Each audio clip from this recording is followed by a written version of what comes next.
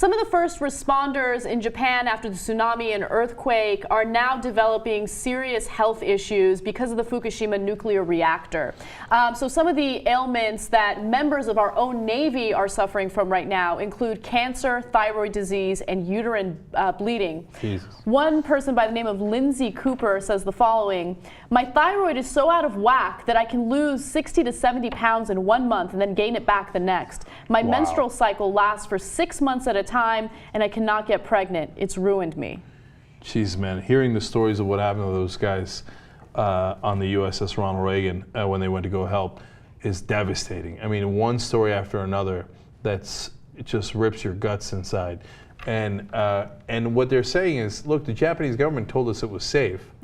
and mainly, it was not the Japanese government as much as the actual electric company who was operating the plant, who said, "Oh, don't worry about it." Of course they're going to say that. Yeah. Anytime you're dealing with radiation and a nuclear reactor, you have to go against what someone is telling you and go with your better judgment. At least 70 have been stricken with some form of radiation sickness, and of those, at least half are suffering from some form of cancer.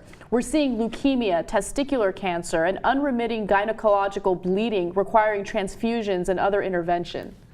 Now, at this point, the Japanese government actually agrees with them. They say the Tokyo Electric Power Company knew how bad it was and didn't say it, right? Mm-hmm. And so, I mean, that's exactly what lawsuits are for when somebody has damaged you like this.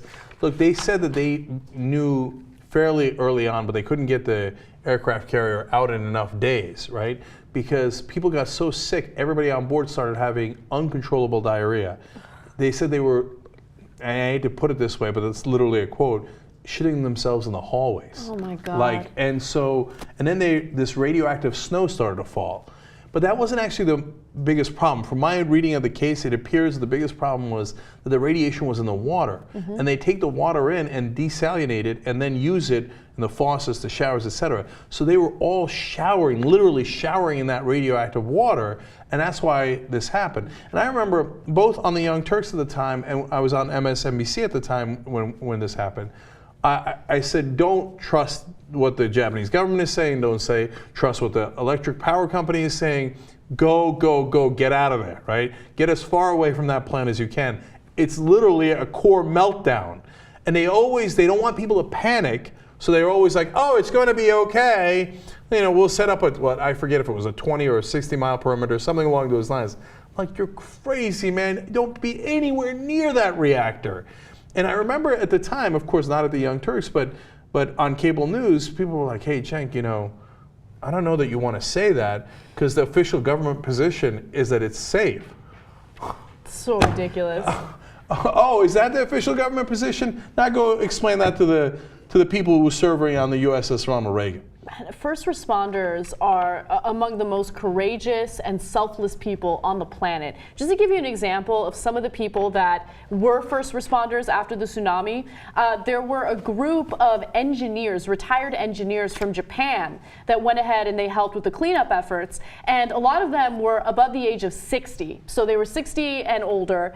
And the reason why they wanted to participate in the effort was because they were engineers, so they are familiar with the nuclear reactor, and they somehow felt like it was their responsibility to get involved and help. And also, if you are cancer-free past the age of 60, you have a relatively low risk of developing cancer. So if you're dealing with if you're dealing with radioactivity or anything like that, it's less likely that you'll get cancer. Plus, they said at the time, look, we're older, so we got less time to live. So, look, the people of Japan suffered far more than Americans did. Obviously, they were so much more affected than some of our guys who went to go help. First, it should be noted, look, America does a lot of things terrible in foreign policy, and we point it out on the show all the time. But from time to time, we do humanitarian missions where we put our lives on the line to help others. And that should be noted in this case as well. But mostly I'm angry at the Japanese government initially and the power company for lying to the people of Japan, let alone who was on that aircraft carrier.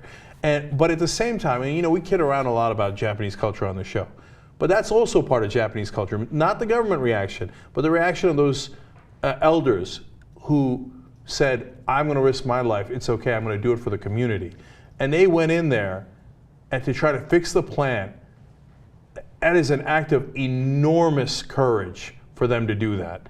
And so, you know, that's the upside of the Japanese tradition of honor and sticking up for your community. I mean, how many people would walk into a radioactive plant to try to help others? Yeah. So it was a great, great act by those Japanese elders. And I believe we just showed you the radioactive snow. And I mean, you saw how much it was. I mean, they're literally surrounded by the radioactive material. So it's understandable why so many of the guys on the aircraft carrier and women got so sick. And nuclear fallout ain't nothing to mess with. So the next time you hear a government tell you, oh, no, this is our official position, that it's not that bad to be near a nuclear meltdown, don't believe the hype. Get the hell out of there.